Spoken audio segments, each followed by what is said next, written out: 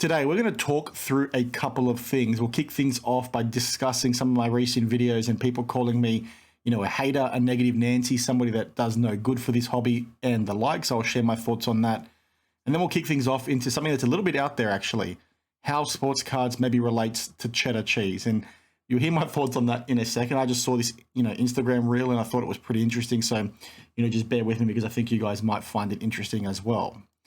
Now, like I said, before we get into the cheese story, I'm going to kick things off with some of my most recent videos where I sort of had, a lot of pushback in terms of the comments, and then also some of the, stories floating around on Instagram. And many people sort of came out and said, based on my videos about Jeff and the whole star card situation in recent weeks, that I'm purely a hater. And they talk through the lens of my thumbnails being, negative, and the content, within my videos also being negative. But this is something that I've talked about quite a lot in the past, how it's incredibly absurd for people to sort of take that position, because they're sort of seeing my thumbnails where I'm obviously having a bit of fun because, YouTube, you sort of have to do that in order to get people to click on them.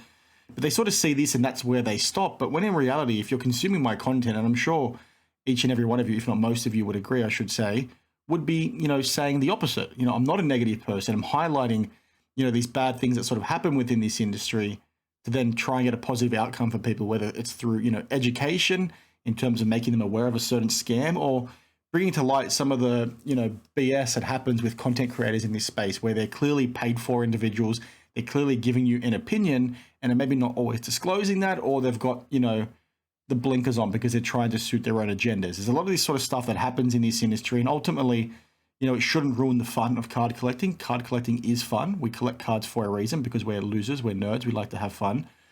So when I sort of do all these videos and things like that, it's not meant to downplay that the hobby is really bad. It's obviously, quite a small percentage, but it's one of those things that, in my opinion, is getting a little bit worse, especially in the modern day and age where stuff is so expensive, and when people do get ripped off, it's usually for large sums of money, or it impacts them pretty hard, especially, when we're in the current, financial climate around the world where things are a bit of a struggle. Cost of living is going crazy everywhere, inflation, recessions, and the like. So I always find it a bit odd, like I said, where people sort of will see my thumbnail or see my title or watch maybe 1 minute of a 10-minute video, and then they sort of clap back and say, well, you're just a hater, I'm not going to listen. And, the easy answer for people like that is obviously you're a bit of an idiot. Or not a bit of an idiot, you are an idiot. Because if you're sort of making an opinion about someone or shutting yourself off to a conversation because the thumbnail looks a bit grumpy or the title looks a bit, tongue-in-cheek, that is selling yourself short, and you're sort of somebody that maybe wouldn't be worth having a conversation with in the first place. Like, we should be actively, like I've said many times on this channel, communicating with each other, taking the good with the bad, listening to all avenues, and sort of making up your own mind. And that's sort of the way I present my videos. They're always really fair and balanced. So I always find that, odd when people say, you're just a hater or you're just jealous. I do this content for fun. I don't really get paid for it. Yes, there is YouTube revenue, but it's not really that much money. And it honestly goes towards paying for my, camera upgrade and stuff like that over a number of months. So this is like a passion project for me. There is no agenda with what it is that I'm doing. I'm talking about things that I'm seeing that I think, can benefit, someone. It can help someone. I think, over the last 3 years of making videos, it's been proven to be the fact, and my opinion of things has not really changed. And when it has, I'm happy to have egg on my face, like you've seen in the past, where I've sort of come out, like here, literally egg on my face, where I've come out and maybe clarified, things, having, presented them incorrectly in the first place, or I was misinformed or something along those lines. But, ultimately, you're going to scroll through here, you're going to see all these stupid faces that I'm making. That's to get people's attention.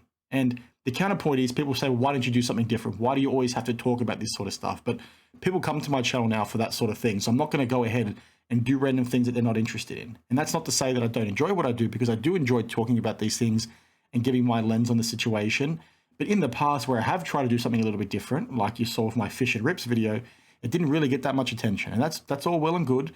But when people sort of say that, it's like, well, guys, come to me for this sort of stuff. And then if you want, the positivity posse, you want the people that are simping for companies, go ahead and watch Jeff Wilson. Go ahead and watch Mojo Sports. Go ahead and watch Card Collector 2. Like, you're going to get those things from them.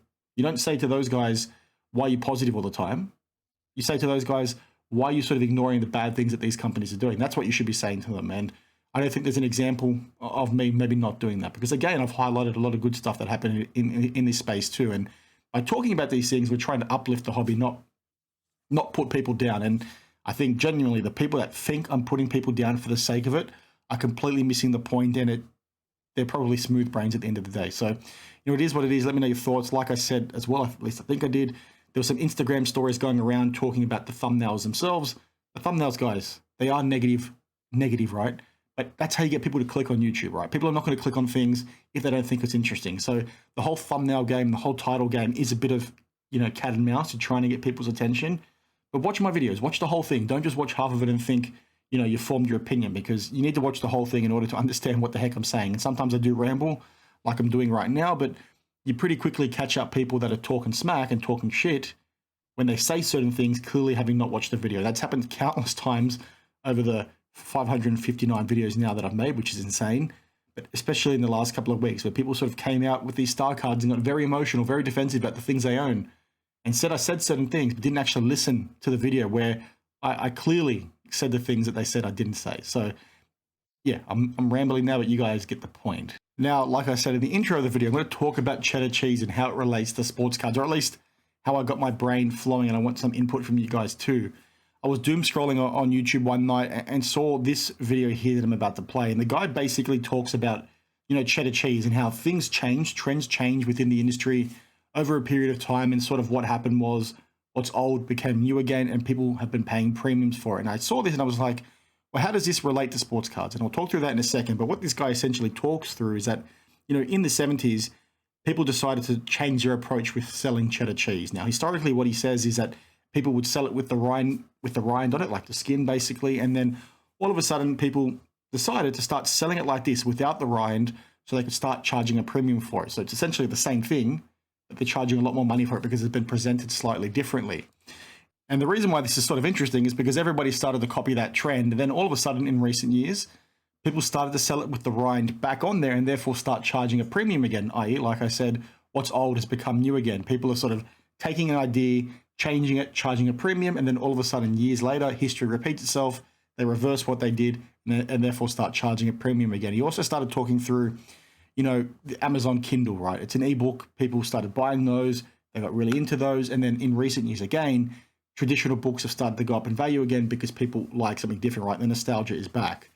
But I thought that was pretty interesting, and I was curious, how that actually relates to sports cards, and whether or not there are trends that we're sort of seeing that have popped up in the past that have been forgotten about, but are maybe going to be relevant again in the future. And, I really couldn't think of anything besides things like game-worn memorabilia. If you look at sort of high-end product from these manufacturers, they're putting them in there in an effort to charge more money. And what we've sort of seen over maybe the last 5 to 10 years is that there's less and less game-worn memorabilia going into this stuff, yet people are sort of paying that premium still for that product. So what I'm sort of expecting at some point is for that to sort of come full swing and sort of reverse again. And we either start seeing game-worn memorabilia end up in more affordable product, or they go one step even further and create an even more expensive product with the game-worn stuff back in there, therefore doubling up on the fact that they've changed their tune. And what I mean by that is you had standard hobby boxes in the past.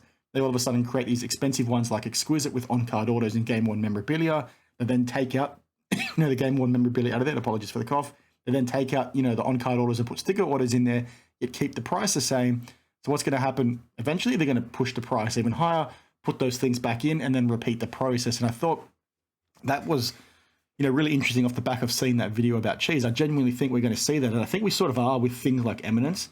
But again, if you look at Eminence in recent years, it's becoming less, or more and more tacky, I should say. It's getting worse and worse in terms of what the product was all about. And the reason why I wanted to flag it to see whether or not any of you guys had any other ideas on, is there things that would relate to that story that I just told you about the cheese, relate to that story that I just told you about, game-worn memorabilia and on-card autos, and maybe there's something else in this hobby that relates to. I just think it's an interesting thing to think about, and it's obviously happened in many other industries. I think we're going to see it in, video games as an example, considering everything's gone to digital. I think we're going to see physical copies make their way back in at at a premium. Apologies again for coughing. I'm actually pretty sick at the moment. So anyway, yeah, share your thoughts. I just thought that was interesting. And sort of back to what I said at the start. People out there can say my stuff is negative all you want. It doesn't really affect me. I do this for fun. I don't do this because I get paid by any of these companies. I'm my own man. I stand by my own things, and I want to talk about my own things. And if you're somebody that's sort of taking things on face value and running with it and letting your emotions get the best of you, then that says more about you than it does about me. So that's sort of it for today. As always, thank you for watching, and I'll see you guys in the next one. Cheers.